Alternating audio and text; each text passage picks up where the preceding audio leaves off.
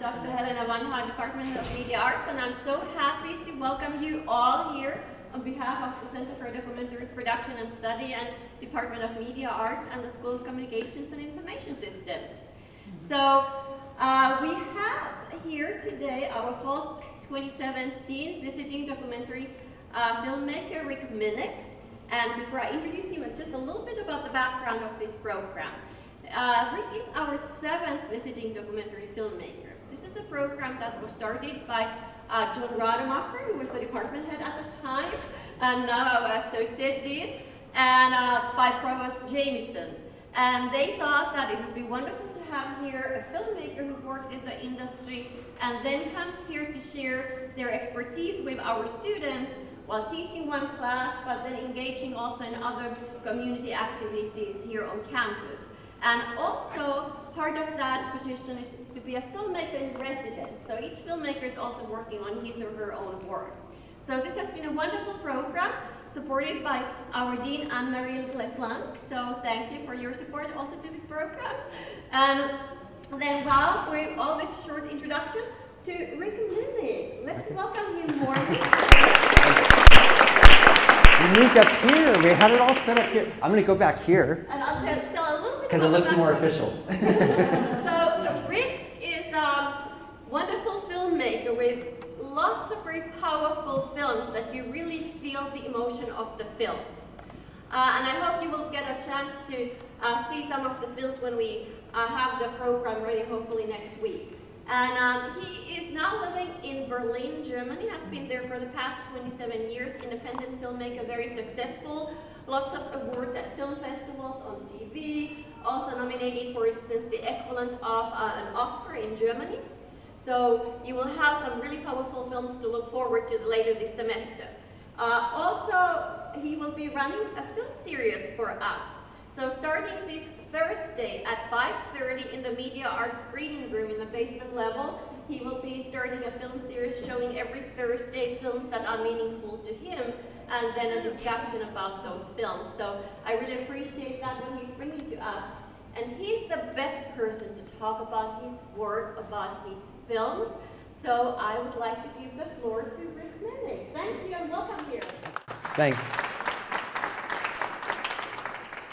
So yeah, like Helena mentioned, I've been out of the country for a long time. I grew up more or less in California, with a few years in Kansas and Arizona when I was a little kid.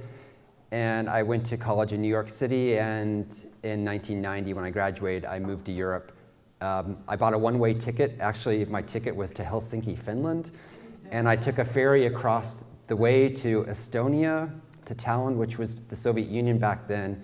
And I started my European life doing an internship working for Latvian television in Riga, and it was very exotic. And I was 21 years old, and I had a one-way ticket and $300 in 2 suitcases, and I didn't know what I was doing. So it was the best time of my life in a lot of ways. But eventually I did start film school. I was an English major as an undergraduate. I started going to film school at CalArts in California, in my hometown of Valencia. And then I got an opportunity to go back to Germany with a graduate fellowship. And I went to the state film school, the old East German State Film School, after Germany united. And that's where I ended up getting my degree. So yeah, I just kind of went there, fell in love, made lots of babies with my German wife. And that's kind of the short version of what happened and why I'm still over there. But every few years I've gotten a little restless, and I thought, okay, what would it be like to live in America again? And then when I found out about this position of the documentary filmmaker in residence, which I'd never heard of any place offering that, specifically for documentary filmmakers, I thought, okay, I got to apply. You know, I'd never heard of Robert Morris University. I'd never been to Pittsburgh before.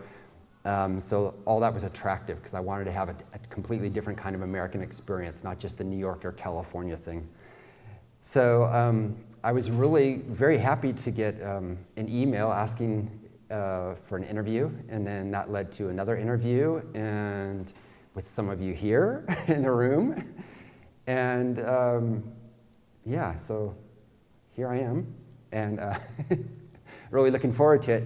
So I'm teaching a documentary production class on Thursday afternoons, And then right after that, we're doing this film series. This is kind of an old dream of mine to curate a film program, and Helena I've been talking to her about it a little bit, and she says, yeah, why not? So there's that great little screening room downstairs, and the idea is, I call it Films You Gotta See. These are just films that I think, they're films that have all been important to me in some way in my development as a filmmaker. And they're films that I think might be a little bit more difficult to see here, or that the community here might not be exposed to. Sometimes they're films by famous filmmakers, but they're less well-known films by those filmmakers, like the Kieslowski film, this Polish film that we'll be showing next week, called Amateur, or A Film Buff is the English title. It's really a film about filmmaking. And the last film he made before he got really famous with his 3 colors, red, white, and blue series. So we'll have some popcorn and some snacks there, and I really want to develop that, bring in some other parts of the university to maybe co-present some of the events, and have some food from the different countries that the films are from. That's kind of like my long-term goal. So please come on Thursday afternoon at 5:30, spread the word, it's free, and we'll have a good time. And what else I'm doing, well, I'll be showing some of these films here. Heaven on Earth was my graduation film from film school in Germany, and it's playing on the screen over there. If anyone wants to take a peek at it, it'll be playing for the next hour or so. Forgetting Dad is a documentary about a 45-year-old man who suddenly loses all of his memories, and he happens to be my father. So about 20 years after it happened, I tried to solve the mystery of why his memory never returned. So it's kind of a medical crime story, detective story film. And The Bomb Hunters here was a film, actually my first longer film that I made in Germany, and it's about the search for some of the estimated 100,000 bombs from World War II that are still in the ground in Germany. And it focuses on the problems in this one town near Berlin, where they have about 300 of these bombs. And I followed the story of a man whose house got blown up by one of these bombs 68 years after the end of World War II. And Homemade Hobo Jam is a music documentary that's quite enjoyable, and we're trying to put on some kind of a bigger event where we can get some musicians from the film to come here from Springfield, Missouri, where we shot the film. So when I'm not showing things, I'll be working on a couple of films. I'm making 2 feature documentaries at the moment. One is called The Straight Guys, Straight, S-T-R-A-I-T, and it's about a couple of old guys who are trying to connect Russia and the United States with a tunnel beneath the Bering Strait. We'll watch the teaser of that in a minute. And the other one is tentatively called Mr. Greenfield. It's a story about Martin Greenfield. He survived the Holocaust, moved to the United States, and became a star tailor, makes suits, men's suits, including for President Obama and 4 other US presidents, and for lots of movie stars. He's now 88 years old and still works 6 days a week at his factory in Brooklyn with his 2 sons, and I'm working on a film about him and his story. So that's enough said, I think. Why don't we watch this 3-minute teaser from The Straight Guys. The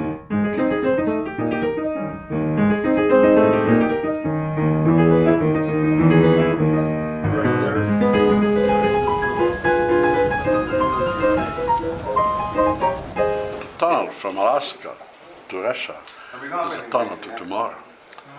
You're into tomorrow. When do you think?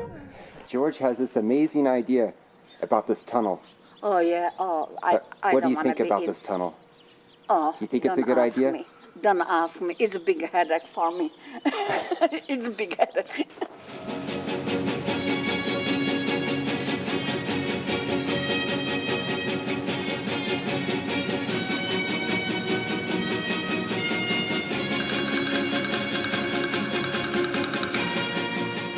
It's not that you can transport goods across continents. The magic is what the railroad is doing for all those places in between. And his aide said, you know, Frank is really for this, but we're afraid to say so because they'll think he's gone crazy. That's what they think about this project.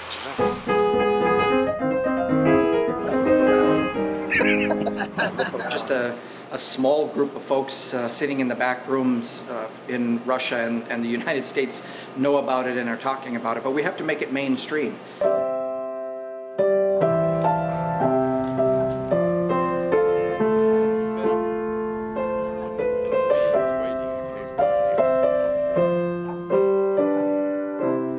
This is sort of an example from my dad's life that everyone needs to have a dream, something to strive for. He never really said that to me, he's just always lived it day to day in believing in something that maybe other people thought was impossible. You just got the little one, George. You got the service tunnel. I find that encouraging and uplifting and something to be admired. And I'm grateful I have that kind of father. And I'm grateful I have a son to carry on. How much longer are you going to keep doing this bearing straight stuff? Until it's done. Or until. What was that, George?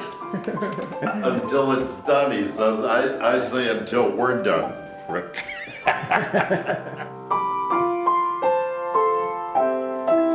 You know, one of the problems with the government doing anything, at least the American governments, when the government...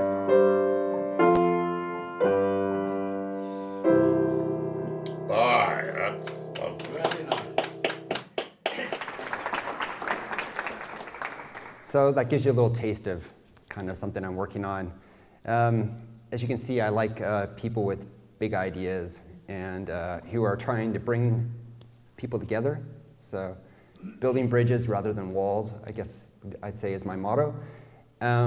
So instead of talking too much longer, well, there are two other short things I want to mention. If there are any runners here, I'm a passionate runner. If anyone wants to go running together, let me know. I ran the Steelers 5K race yesterday at Heinz Field. That was a lot of fun. And I'm also, I love playing board games. If anyone likes to play board games, I'm also developing an idea for a board game based on the Bomb Hunters. It's a cooperative game where you have to team up together to find the bombs before your town gets blown up. So save the world, one bomb at a time. So if anyone's interested in talking to me about that, I would really love to talk to you. And I'm open to visiting classes in other departments or wherever if anyone thinks that I might have something that would be helpful something to say that would be helpful to your students. Feel free to talk to me. And I know everyone's hungry, so there's some Black Forest cake. I thought we should bring a little bit of Germany here, but made here. So I guess we could say let's open the buffet, and thanks a lot for having me here.